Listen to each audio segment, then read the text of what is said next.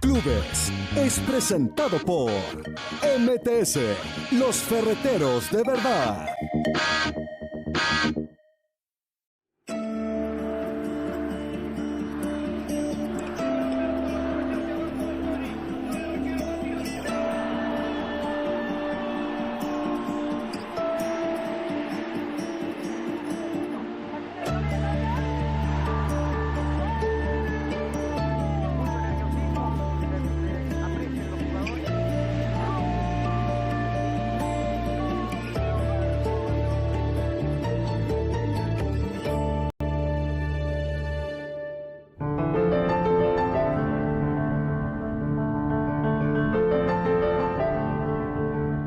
A principios de los años 20, en medio de un incipiente desarrollo de nuestro balompié, aparecía un joven profesor perspicaz y de gran carisma.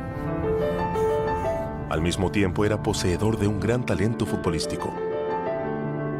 Su nombre, David Arellano.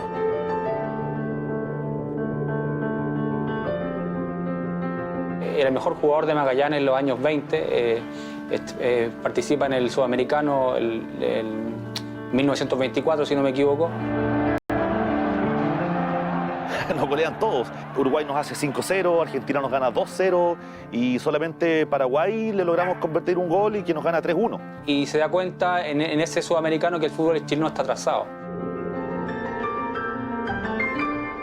Las experiencias vividas en ese torneo jugado en Uruguay, además de lo que vio del desarrollo del fútbol en Buenos Aires, fueron fundamentales para el pensamiento del Nobel docente. Pero que la diferencia está en que ellos se preparan, se entrenan y se dedican casi 100% al fútbol.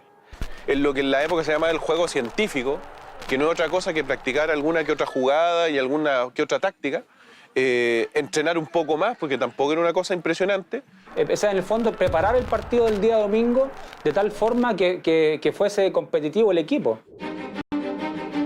David Arellano, adelantado a sus tiempos, proponía dar un salto de calidad que permitiera al fútbol acercarse hacia un desarrollo profesional. Sin lugar a dudas, eran ideas revolucionarias para la época y que no tendrían la acogida esperada. Y se pide reunir con la gente de la directiva de Magallanes y le dice que el fútbol tiene que cambiar. Y los de Magallanes, claro, no lo pescan, y es entendible también, porque Magallanes era ese entonces el equipo que funcionaba mejor, el equipo más grande de Chile, por lo cual para qué iban a hacer cambios si las cosas como que funcionaban. El presidente de Magallanes les dice la puerta es ancha, se quedan discutiendo, se queda Quiñones, como el último que se queda, y de atrás le gritan vámonos Quiñones. A partir de ese vámonos Quiñones se produce la división definitiva. Y esos jugadores, comandados por los hermanos Arellanos, deciden formar otra cosa, irse del club. Lo primero irse del club, no seguir. Este grupo disidente no solo se fue del equipo más grande en ese momento, sino que decidieron partir de cero fundando un nuevo club deportivo. Uno que sea conducido con otras ideas y con una identidad distinta a lo ya existente. En el Estadio El Llano, el 19 de abril de 1925, nacía una nueva fuerza. Nacía Colo-Colo.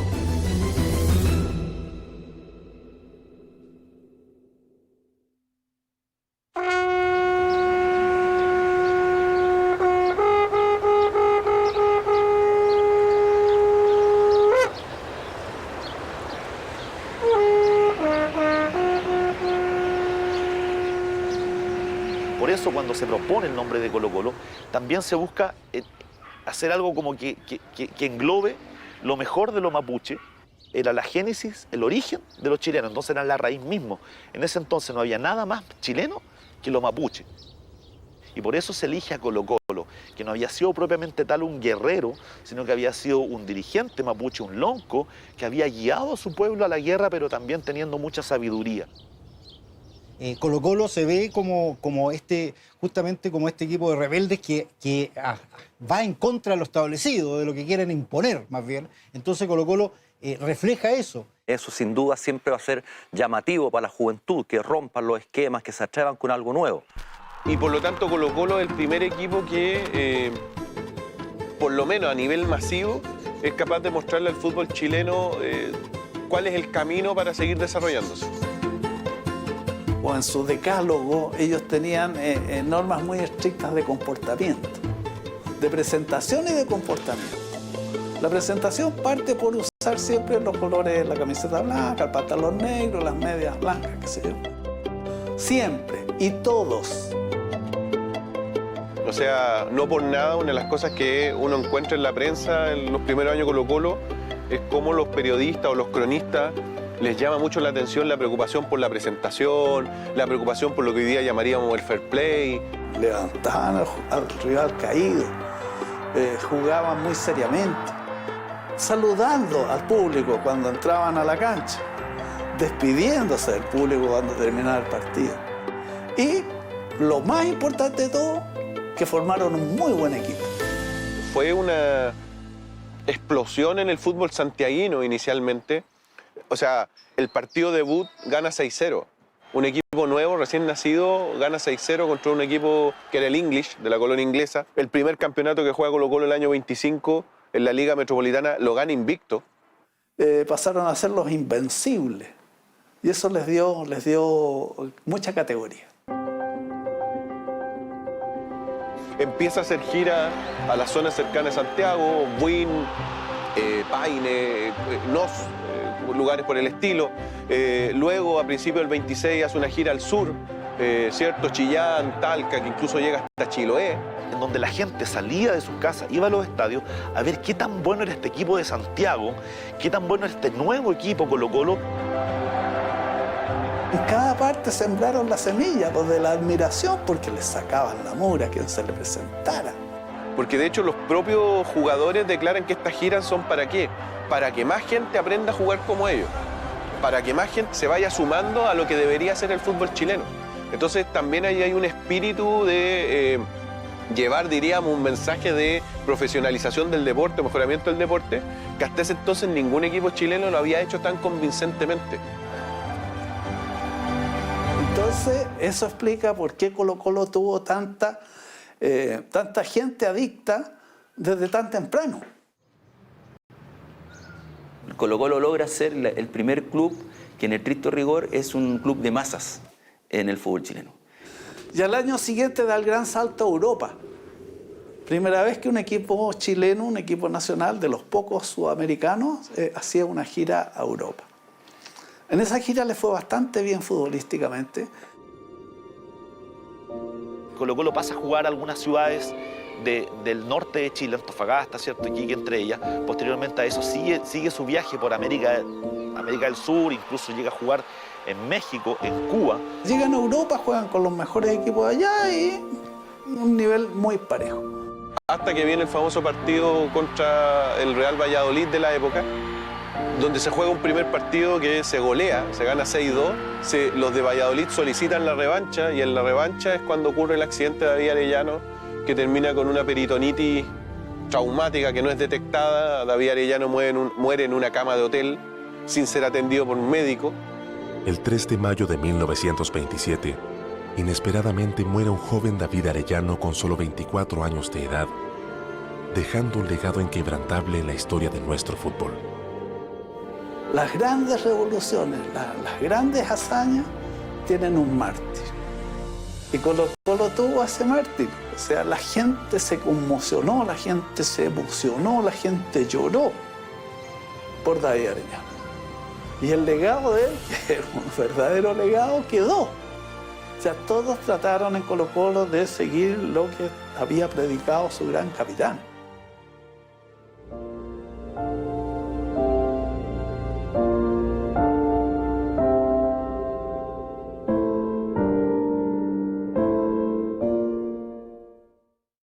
¿Por qué somos ferreteros de verdad? Porque brindamos atención y beneficios para cumplir con nuestros clientes. Somos auténticos y con historia. Donde cada uno es especialista y amigo. Lo mejor a nuestra gente. Con el mejor precio y la mejor atención. Porque somos familia. Y esa familia somos todos nosotros. Especialistas ferreteros. Siempre orgullosos de nuestras tradiciones. Hoy nuestro compromiso sigue firme. Somos ferreteros de verdad. Somos ferreteros de verdad. Somos ferreteros de verdad.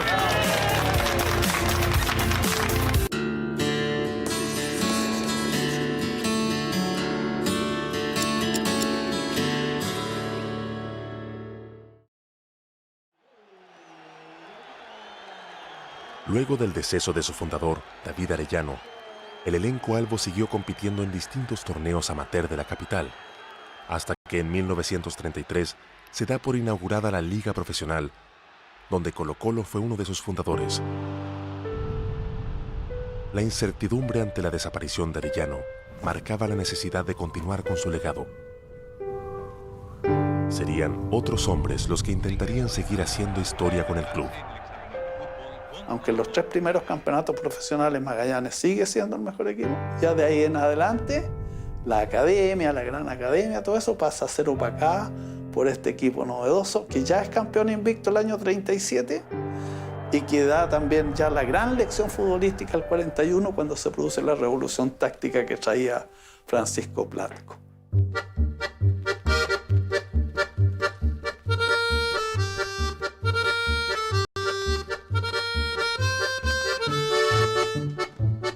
Francisco Platco es uno de los técnicos más importantes de toda la historia de Colo-Colo.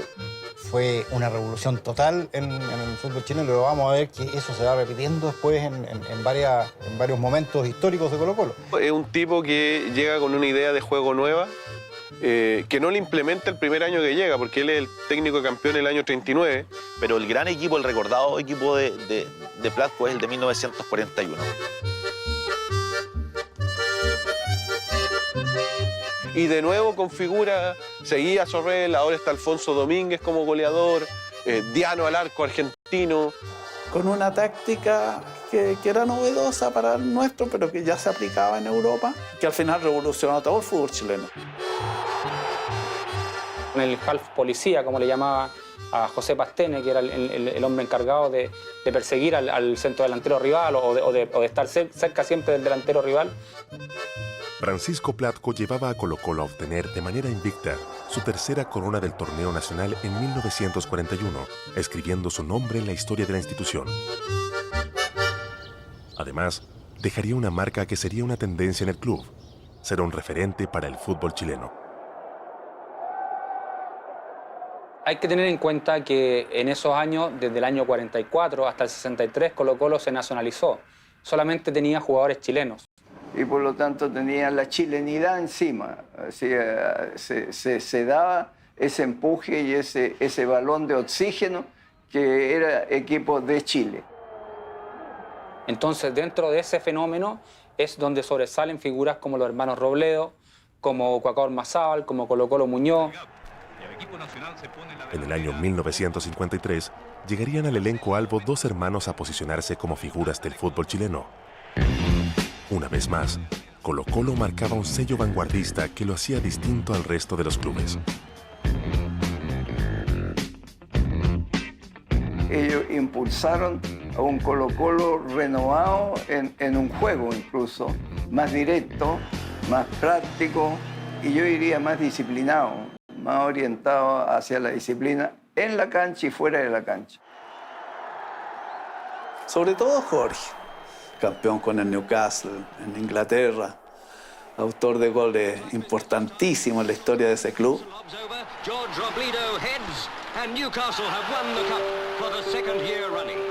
Donde el grado de profesionalismo era muchísimo mayor y él trata de elevar los estándares de sus compañeros. Pero llegó a Chile y no sabía hablar nada de castellano.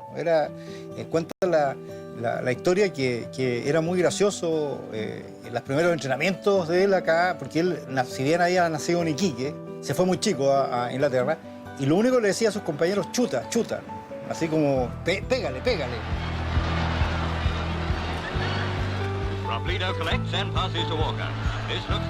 ¿Qué tenía Robledo? Robledo era un jugador muy práctico.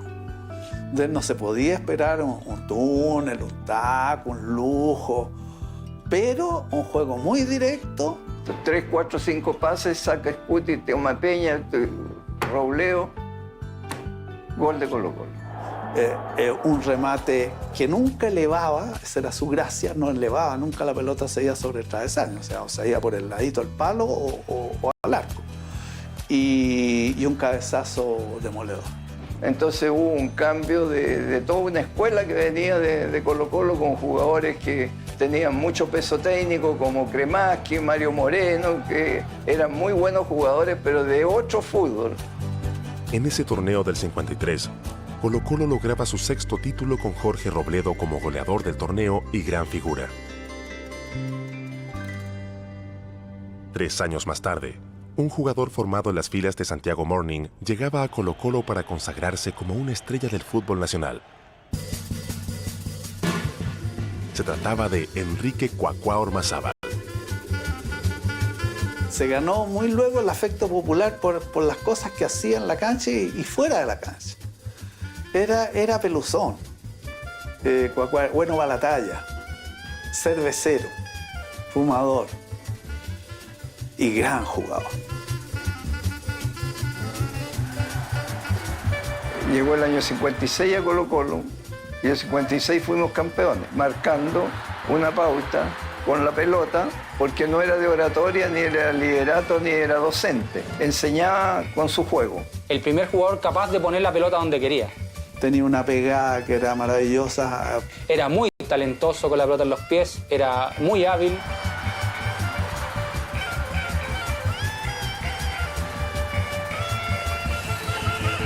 Tipo hecho en canchas de tierra, ¿no? Jugando desde chico con gente grande. Entonces no le temía las patadas, sabía cómo salir de situaciones difíciles, la pelota no tenía secretos para él.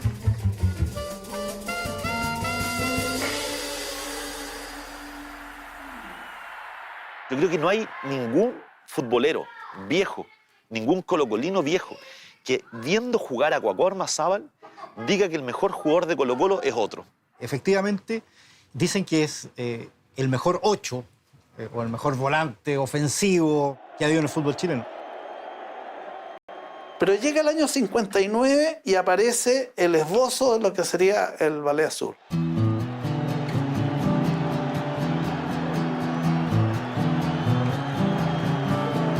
La Universidad de Chile gana el título del 59, con un equipo muy joven. Bueno, la década del 60 fue una de las más bajas de Colo-Colo. No tuvo el protagonismo que tuvo en los campeonatos chilenos. No obstante, en la década de los 60, Colo-Colo lograría 2 títulos. El primero de ellos en 1960 y el otro en 1963, siendo este último uno de los más destacados por su gran capacidad goleadora, con Luis Hernán Álvarez como máximo artillero con 37 tantos. Y ahí sí que se le apagan las luces a Colo-Colo. Porque de ahí para adelante son duelos de la Chile y la Católica con Wander metido por ahí al final. Hay que pensar que en la década del 60 Eladio Rojas jugó en Colo-Colo, Raúl Sánchez jugó en Colo-Colo, Sergio Navarro jugó en Colo-Colo y ninguno salió campeón. Es la primera década donde uno ve una crisis de Colo-Colo general en todo orden. Pero ¿qué pasó? Que había un gasto irresponsable, que eso va a hacer que el club entre en una crisis tan grande que el año 68 Colo-Colo es intervenido por la Asociación Central de Fútbol por el nivel de deuda y porque Colo-Colo estaba técnicamente en quiebra. Entonces, los malos años de Colo-Colo también son malos años de la institución en general. Llega 1970 y Colo-Colo vuelve a ser campeón, pero aún con una crisis en la institución que no lograba cuajar una campaña que reencantara a sus hinchas y a la prensa. Era necesario dar un giro. Y para eso, Luis Álamos, connotado director técnico nacional, aparecía en el horizonte colocolino. Luis Álamos había sido el gran gestor del Ballet Azul. Él formó el Ballet Azul. Un proceso de formación de jugadores en la Universidad de Chile, etc. Pero luego él va a tener choques con jugadores y va a tener choques con dirigentes y va a andar vagabundeando en varios equipos donde lo más destacado fue lo que había hecho el Lota hasta ese entonces, que un equipo modesto lo había transformado, ¿cierto?, en un equipo que se había mantenido bastante bien en primera división. Luis Álamos necesitaba un equipo con la trascendencia de Colo-Colo como para revalidarse en el fútbol chileno. A Héctor Galvez, el presidente, y lo convence y va a conversar con él y le dice el proyecto Colo-Colo, que él quiere que Colo-Colo vuelva a ser un equipo importante, que piensa que él tiene liderarlo y lo convence finalmente y le dice que si va a llegar a Colo-Colo va a llegar justamente a provocar algo en Colo-Colo. No solamente él quiere dejar una huella en Colo-Colo y le pide también que lo apoye en la contratación de jugadores. Era claro que era el entrenador que necesitaba Colo-Colo para poder replantearse en la elite del fútbol nacional. Era el verano de 1972 y Colo-Colo ya tenía un entrenador de prestigio a cargo del primer equipo.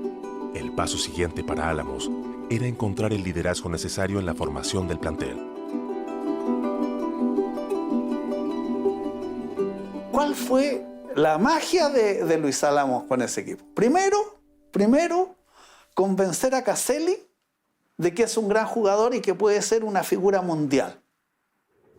Caselli también era un jugador de grandes condiciones, pero necesitaba algo más. Era un cabro muy inmaduro.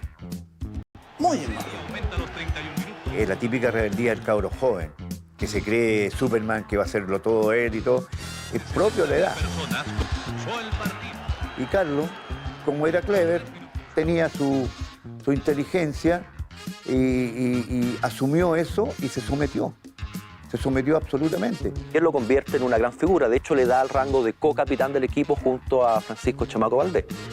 Y la otra, convencer a Chamaco Valdés de que era el mejor jugador del fútbol chileno.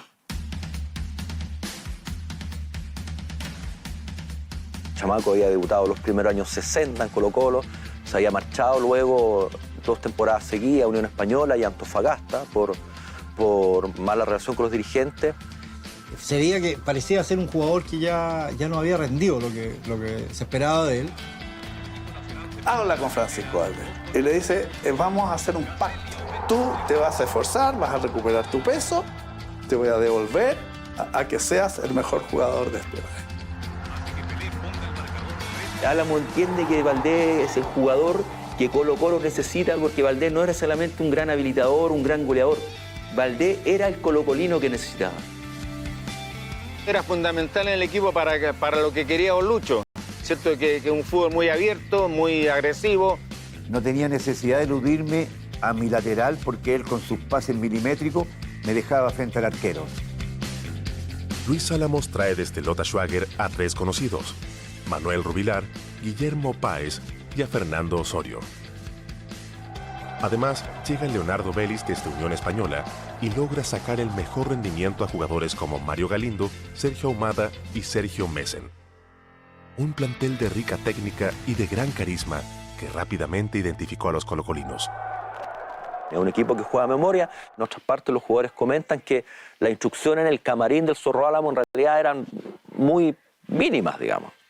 No porque no tuviera nada que decir, sino porque ya estaba todo dicho, estaba todo mecanizado. Había tanta confianza que le decíamos, ya pues Zorrito, da las instrucciones. Vayan a jugar, ustedes tales por cuales, de que le voy a enseñar. Y gracias a eso se forma un equipo que va a reunir todas las condiciones que le gusta al colocolino. O sea, un equipo que va adelante, un equipo que gusta, golea, que gana, un equipo que da espectáculo en la mayoría de las canchas. Colo-Colo logra su 11º campeonato nacional en 1972 y clasifica a Copa Libertadores del año siguiente. En el grupo compitió con Unión Española y con los ecuatorianos de Emelec y El Nacional, terminando en el primer lugar.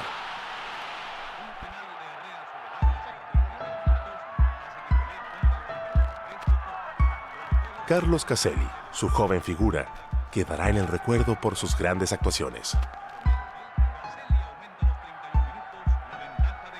El debut es un 5-0 contra Unión Española en el Estadio Nacional repleto, que llena de entusiasmo a Colo-Colo por lo que podía venir para adelante, digamos. Con el original se pasó de Carlos Caselli, ¿cierto?, en el arco sur del Nacional contra Juan Olivares.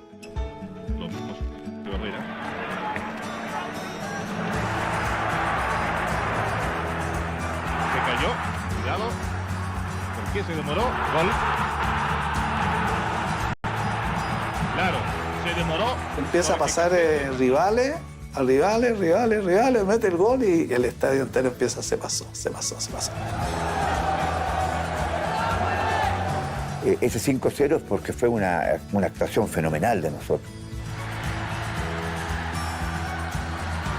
Al Emelec le hace otro gol así también de pura habilidad y todo un mérito de él solamente. Caselli. Aprovechemos para decir que Beirut está enfermo, por eso no está en la alineación de Colo-Colo.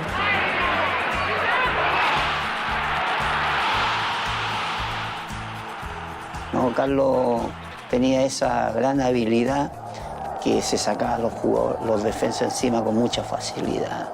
El rey del metro cuadrado.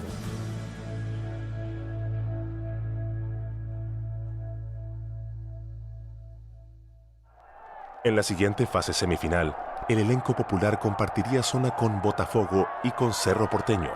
Solo el primer lugar de este grupo le daría el paso a la final del certamen. El primer partido de las semifinales en el Maracaná y Colo-Colo se impone 2-1 con una sinfonía de fútbol.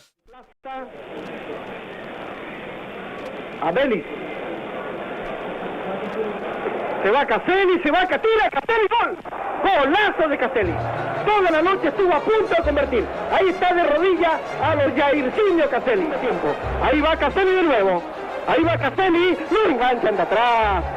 Valdés, tranquilo, va a la pelota, tira y convierte.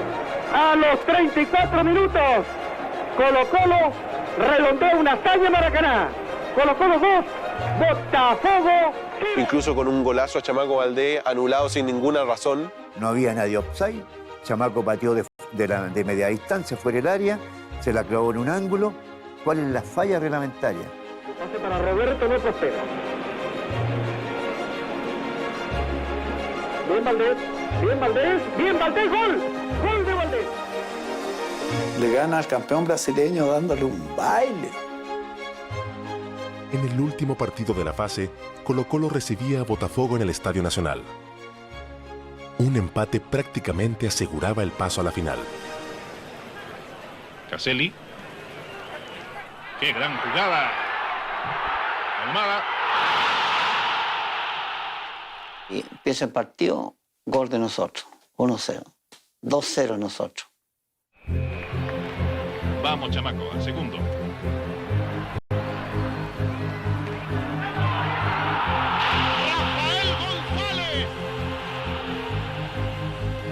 Y como que empezamos a dormirnos, a quedarnos.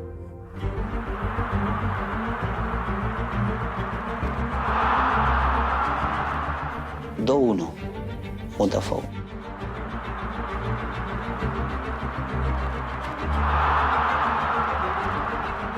...2-2. 3-2 Botafogo.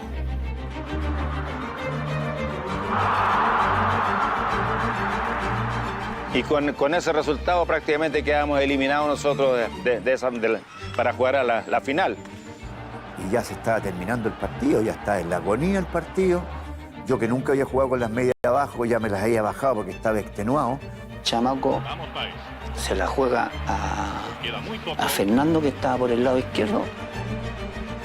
Ganó línea de fondo y tiró un centro hacia atrás. Y la pelota me cae al pie izquierdo y yo giro y le pego el zurdazo y que se la clavé en el lado opuesto al arquero.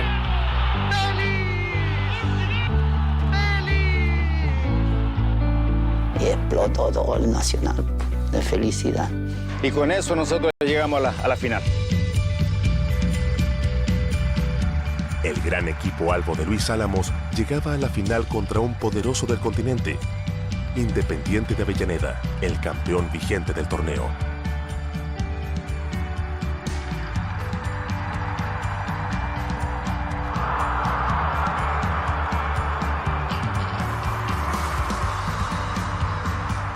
El primer partido Colo-Colo va ganando en Avellaneda, donde no había nada que decir del gol de Colo-Colo porque fue autogol.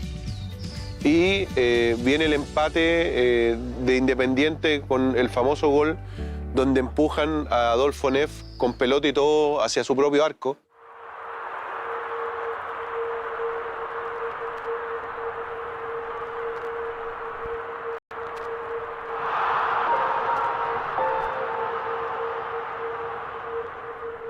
Y cobraron gol igual. Y eso fue el empate que a la larga fue el 1-1.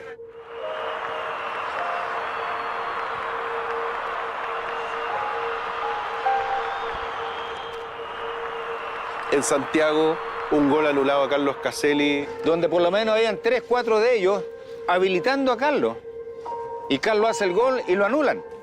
Cuando hoy podríamos haber ganado 1-0 y con eso también el campeonato hubiésemos sido campeones de América.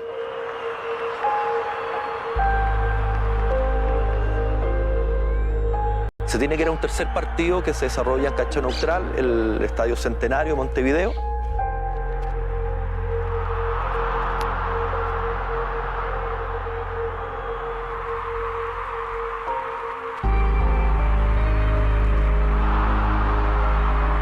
Habían empatado a 1 en el tiempo regular y en tiempo extra Independiente marca el segundo gol y se queda con el triunfo y la Copa Libertadores del año 73 por 2-1.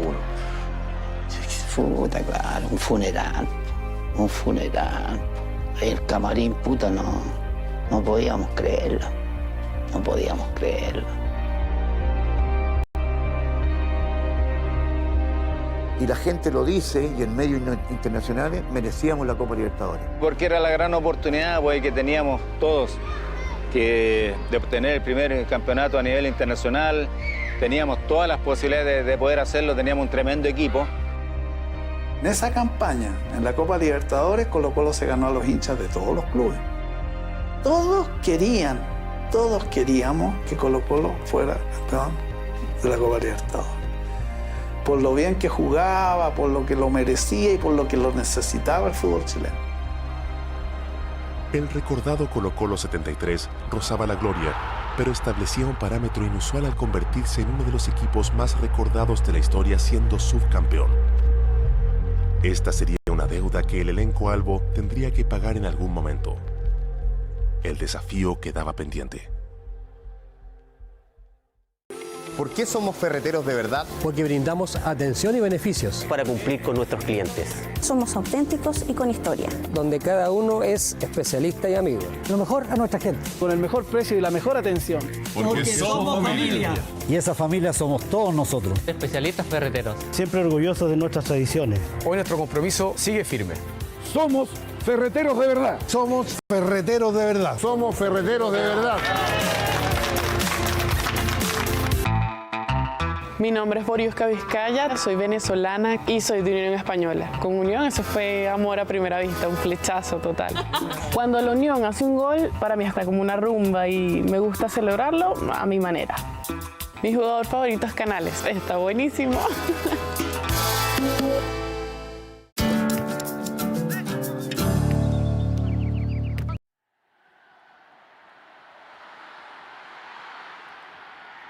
En los años 80, Colo-Colo continúa cosechando títulos, pero ahora con la seria amenaza de un club del desierto que daría mucho que hablar, Cobreloa. Al mismo tiempo, los colocolinos tenían un par de temas pendientes que, sin lugar a dudas, debían ser saldados. Traían la promesa de construir primero un gran equipo y después un gran estadio. Y fue elegido Peter Dragisevich como presidente de Colo-Colo, secundado por Eduardo Menichetti. Y necesitaban traer a alguien también joven como ellos, distinto como ellos, y con ilusiones, con planes como ellos.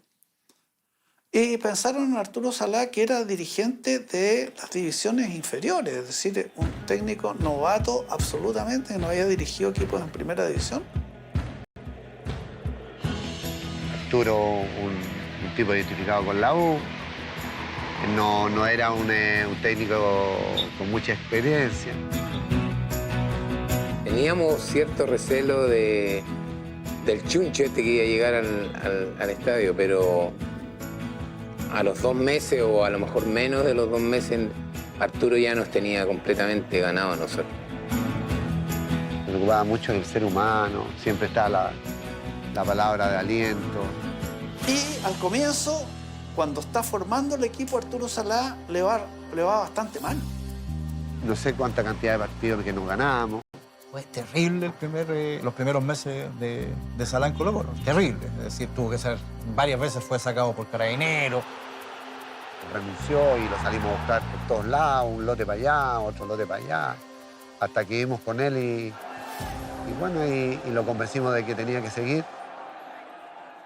Pero la resistencia de Salah y de los dirigentes al respaldarlo le dieron esa solidez a un proyecto que se fue consolidando con el tiempo.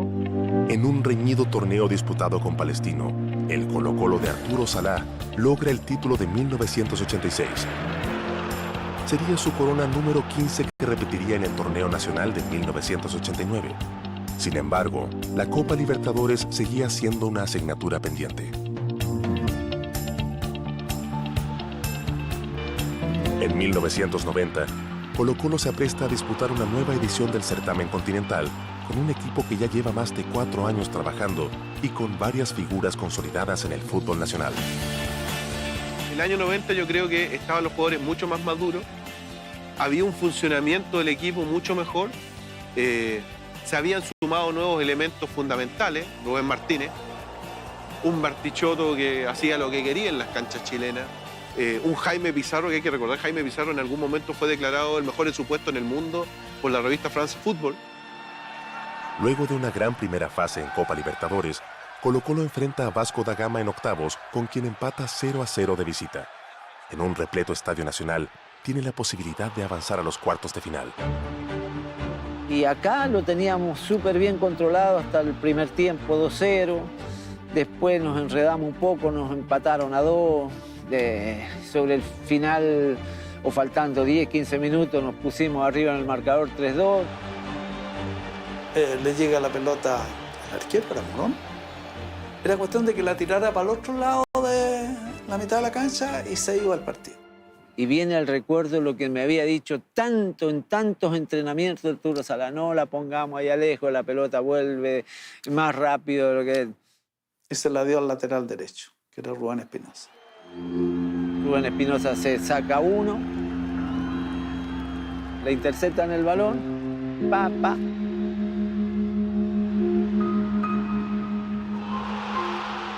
gol. Dice, ¿cómo no la tiré a la mierda la pelota?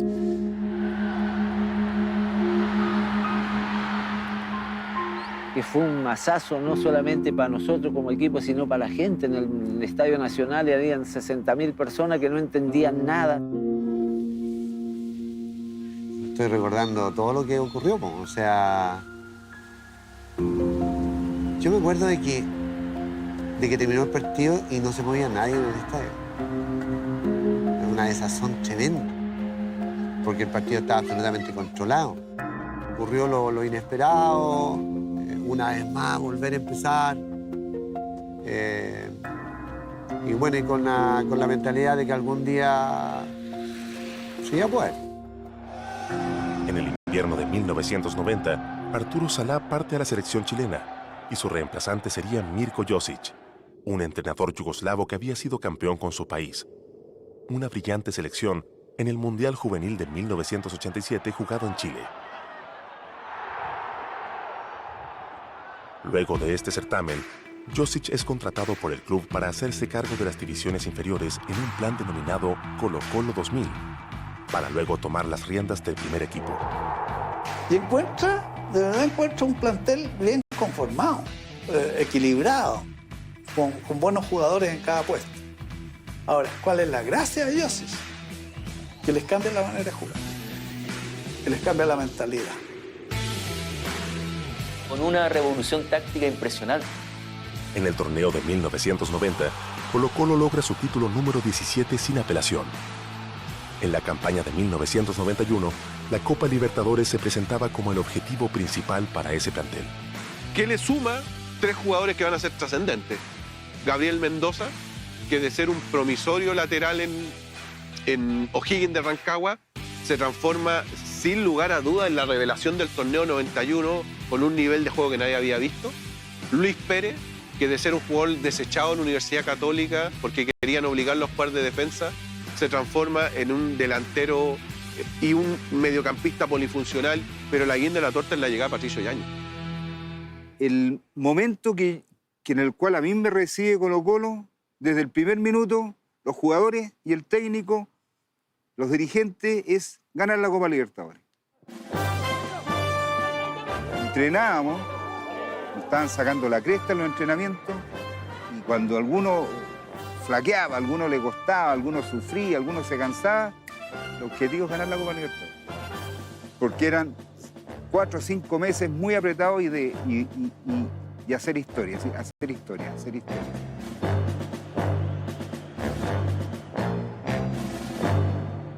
En la primera fase, el Cacique ganó el grupo con bastante facilidad. En los octavos de final se enfrentaría a Universitario de Perú y en el primer partido en Lima se empató sin goles. En Santiago, aparecerían los fantasmas de la eliminación del año anterior. Lo que nos mostraron ellos de local no fueron los que nos mostraron de visita. De visita creo que fueron más agresivos, hicimos un gol y no pudimos hacer como romper el partido, digamos. Y lamentablemente nos convierten, cuando faltaban como 15 minutos, nos convierten el empate.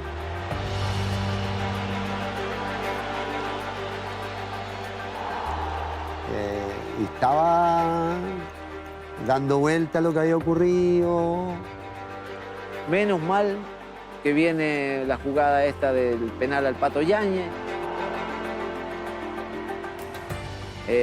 Lo hace Rubén, pero los peruanos no tenían algo guardadito hasta el último segundo del partido. El cabezazo de Balán González.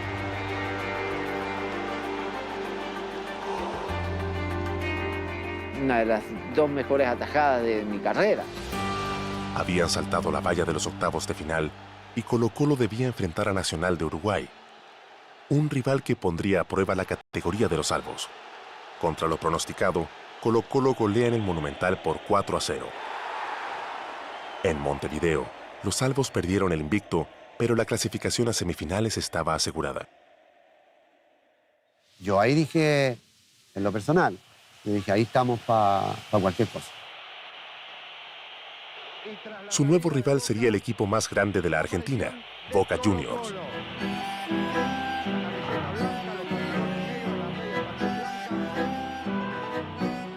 El primer desafío sería en la Bombonera y Colo-Colo cae por la cuenta mínima.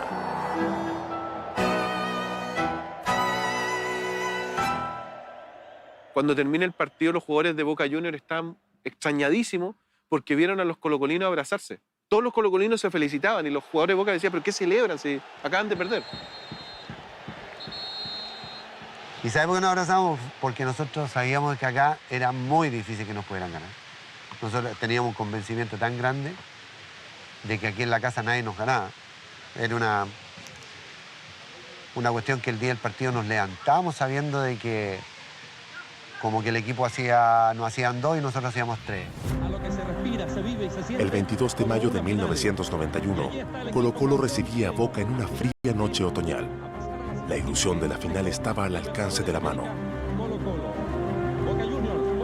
Con los dientes apretados, un partido muy tenso, con 45 minutos de un 0-0, donde parece que no se veía por dónde. Por el centro, Eduardo Vinci. Sin embargo, como que Colo-Colo sabía que en algún momento se iba a abrir, y se iba a abrir, y se iba a abrir. Buen pase con Mendoza, Rubén Martínez para el medio. Otra vez con Bartichotto. A los 19 minutos del segundo tiempo, tras gran jugada de Bartichotto, Rubén Martínez abre la cuenta en la cancha David Arellano. Esa fue la jugada de Barti, que se pasó todo por la derecha y la tiró. Ese fue el primero. 2 minutos después, todo Chile explota. Mendoza, Rubén Espinosa, Mendoza. Lo va arriba Colo-Colo. Yo llego a la línea de fondo, desbordo, saco un centro, no le pego bien. Marcelo no sé cómo llega y le pega. Con el de afuera, con el externo. Mérito es de él, es decir, bueno, porque él hizo bueno un centro que era ahí nomás.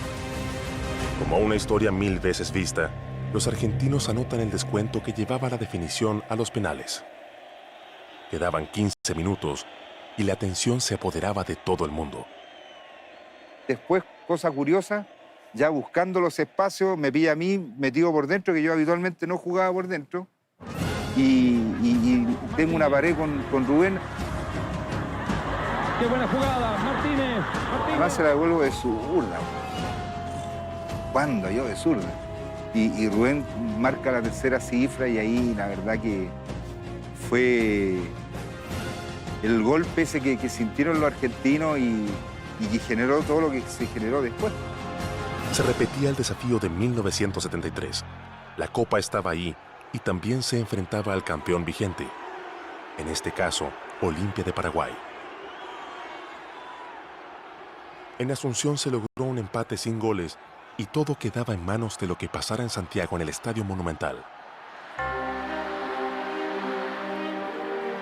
Los nervios y la ansiedad se hacían presentes ante tamaño reto.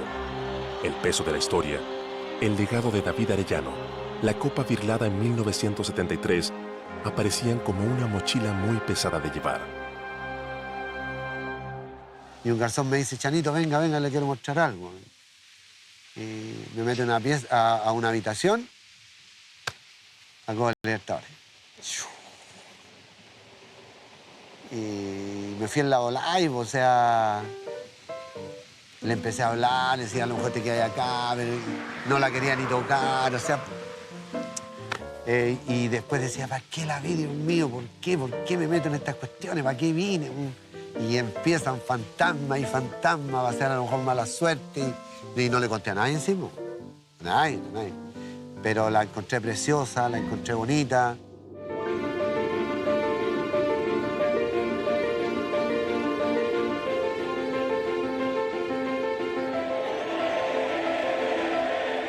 Nosotros teníamos claro de que pasábamos a la historia del fútbol chileno. O sea, salías campeón con Colo-Colo era ser como campeón con la selección. Porque digamos que Vilches es el líder para la marca de Peralta y de Pizarro. Luis Pérez, jugador con escaso protagonismo hasta ese entonces, aparecía como el centro delantero para la gran final contra Olimpia. El destino le tendría una dulce sorpresa. Con esos goles a lo Pelé, a lo Caselli. Todo el público de pie. Me tengo que parar yo también. Bartichotto. Se equivocó uno. Ahí está Pérez. Y voy a gritarlo hasta cansarme. Con una almohada en el pecho. El tiro precioso. En la final, pues, marcando goles de verdad maravillosos, que le dieron seguridad, que le dieron tranquilidad al equipo y que en definitiva nos acercaba ya de verdad a tocar la copa. Estuvo mi hijo, que fue el autor del tercer gol. Cuando ya el estadio estaba lleno de antorchas, él empuja la pelota dentro del arco para marcar el definitivo 3-0.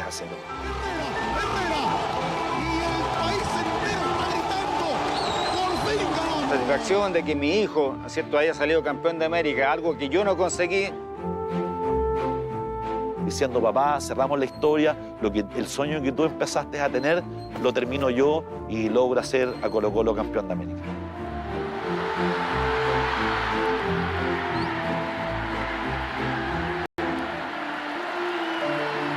Por fin superamos esta cuestión de que la copa se mira y no se toca. Por fin superamos el trauma del 73. Fue un desahogo nacional, fue una alegría, fue una sensación que ya era posible, que no era un sueño, que no era una utopía. Entonces ahí también se unieron un montón de factores positivos para que Colo-Colo se convirtiera en ese es el mejor Colo-Colo de todos los tiempos, por lo que consiguió. Colo-Colo, el equipo popular, saldaba sus propias deudas y escribía su nombre entre los más grandes del continente. Consolidaba una historia y un legado que lo sitúa como el estandarte de todo el fútbol nacional. Comenzaba el siglo XXI y Colo-Colo ya acumulaba 22 torneos nacionales, haciendo cada vez más grande su historia. Sin embargo, una debacle institucional caería sobre el club. Algo impensado se haría realidad. El desorden económico en Colo-Colo existía. Los jugadores no tenían cómo ducharse en el Estadio Monumental. La sede de Colo-Colo, de Cienfuegos 41, había un casino para los trabajadores. El 2000 ese casino ya estaba cerrado porque al casino se le debían más de 6 meses por el derroche que hubo en jugadores impresionantes. El 23 de enero de 2002, Colo-Colo era declarado en quiebra. y la incertidumbre se apoderaba del equipo popular. ¿Qué significa la quiebra? ¿Cómo que va a desaparecer Colo-Colo? No, pues, o sea, es imposible. Pues.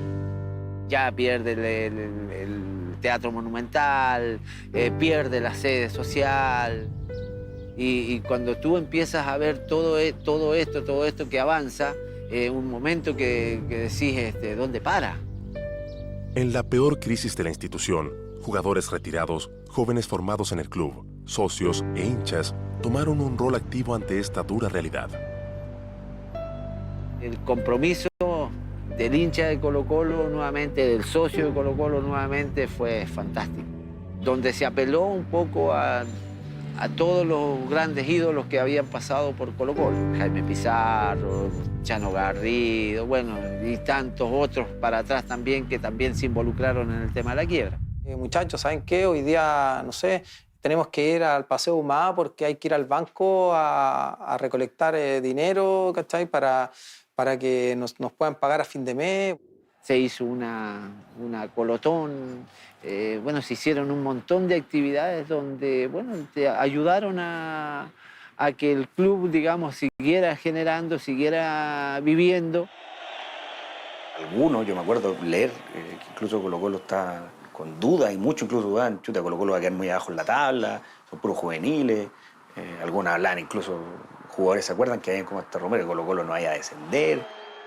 Se trajo a Lucho Mena, que estaba jugando en Puerto Montt, a Rodolfo Madrid, que estaba en Temuco también, y bueno, y se subieron a los Fierro, a Rifo, a Enrique. Eduardo Lobos, que era el arquero titular, Braulio Leal, Darío Cáceres, el Nacho Quintero, que vuelve de préstamo. Empezamos a jugar por un amor a la camiseta, empezamos a jugar porque nos sentíamos que estábamos en nuestra casa y que nosotros éramos parte de esa casa y que teníamos que de alguna forma ordenarla. Fue el mejor equipo que jugaba en el Apertura y que, es cierto, no llega a la final porque en la semifinal se cae contra Ranger, por lo que significaba un plantel, comillas, de cabros chicos, pero liderado por un Marcelo Espina que lo que hizo en ese campeonato yo creo que es para situarlo dentro de los 10 jugadores más importantes o 15 jugadores más importantes de la historia de Colo-Colo. O sea, el director técnico era un exjugador, pues Jaime Pizarro, que había sido el capitán del 91 en la final. O sea, hay toda una cosa que la quiebra también resume muy bien la historia de Colo-Colo para lo bueno y para lo malo. Lo que nosotros representamos en la cancha en ese momento era lo que la gente quería que representáramos, ellos viendo desde la tribuna. Y por eso es tan emblemático ese equipo y por eso la gente llenaba el estadio al final. En el torneo de clausura de 2002, contra todo pronóstico, Colo-Colo derrota a la poderosa Universidad Católica de ese año y se titula campeón logrando la estrella 23. El cacique estaba de vuelta. Estábamos en el suelo, el país se prendió, los jugadores se prendieron, Colo-Colo no puede estar en esta situación. Esa es la diferencia que tiene Colo-Colo con el resto de todos los equipos, que se sobrepone ante cualquier adversidad.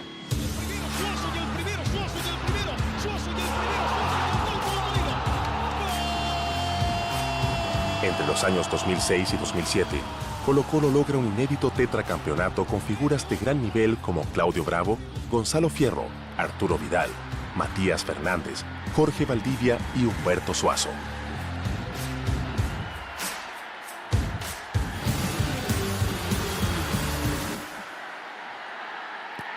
En 2009, tal como lo hiciera Enrique Ormazábal, una figura de Santiago Morning llegaría a Colo-Colo para convertirse en símbolo del club.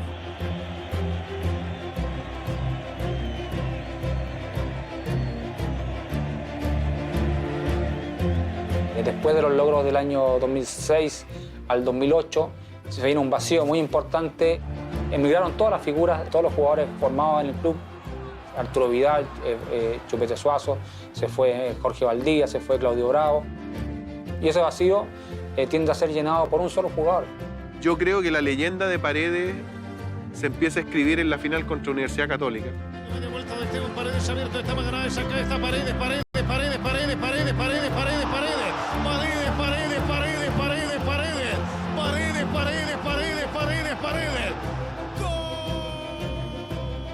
cuando Paredes empieza este idilio con la barra, este idilio con el hincha, y que luego lo va a tener como referente, como símbolo, porque van a ocurrir varias cosas. Uno, es un excelente jugador de fútbol.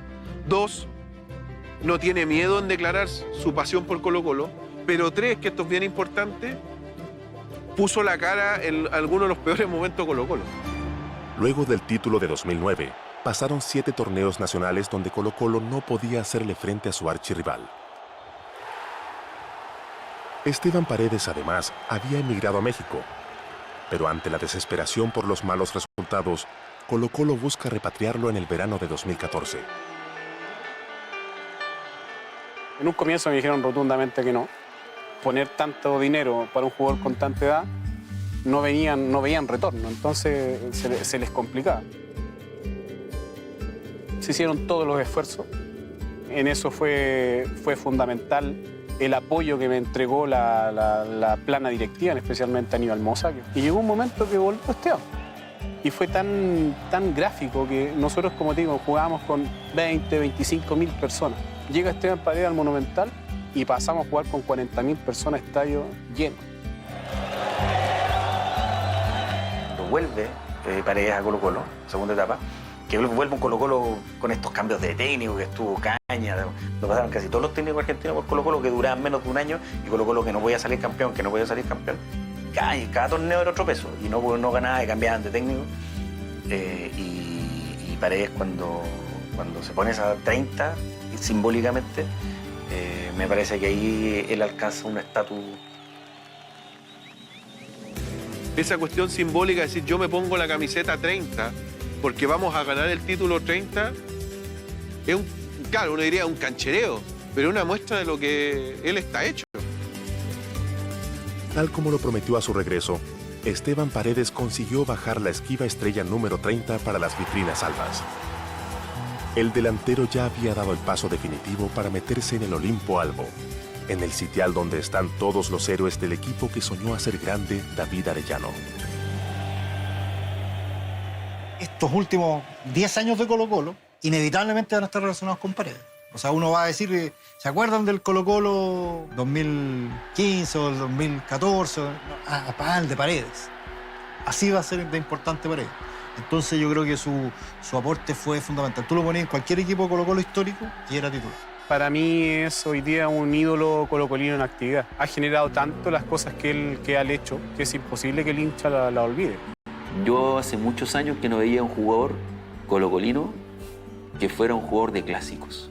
O sea, Paredes gana los clásicos. Y si no los gana, los lucha. Si lo hace, pilla mal parada la saga de la U, a punto pelado la saga de la U. Acá está buscando Paredes, golazo. El último clásico dijo voy a hacer un gol, hizo 3. Pero sin duda que estamos en presencia de un referente, de un crack, de un ídolo, Y el que será recordado en el futuro como uno de los grandes jugadores en la historia de Colo-Colo, al nivel del Chamaco Valdés, del Cocor Mazábal, del Tigre Sorrell, de Jorge Robledo, de Carlos Caselli. Un jugador a esa altura que, sin lugar a duda, yo podré decirle a mis nietos, yo vi jugar a Esteban Paredes.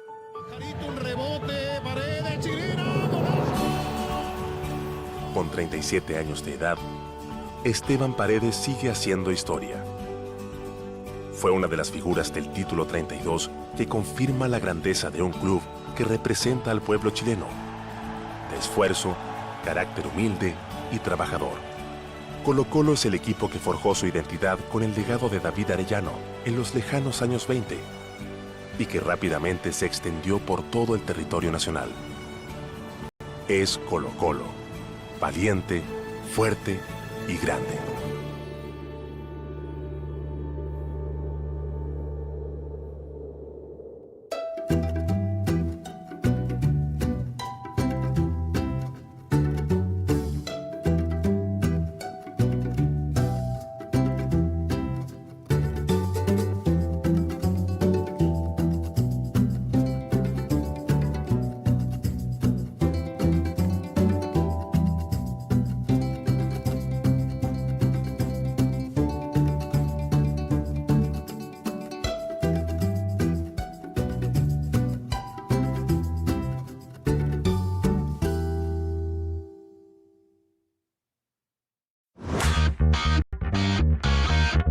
Clubes fue presentado por MTS, los ferreteros de verdad.